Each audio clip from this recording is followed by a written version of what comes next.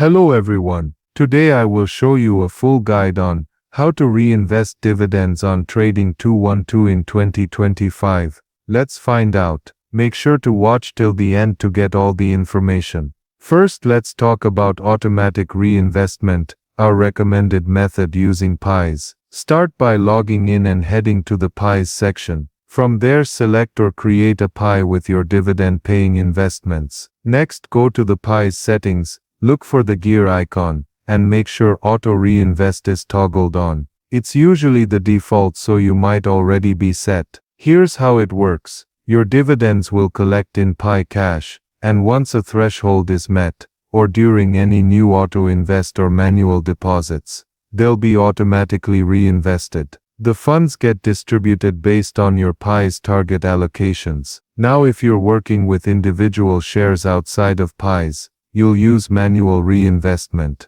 Dividends from those shares will land directly in your account's free cash balance. When you're ready, manually search for the stock or ETF you want to reinvest in, and use that dividend cash to place a buy order. With Trading 212, you can even invest exact amounts thanks to fractional shares.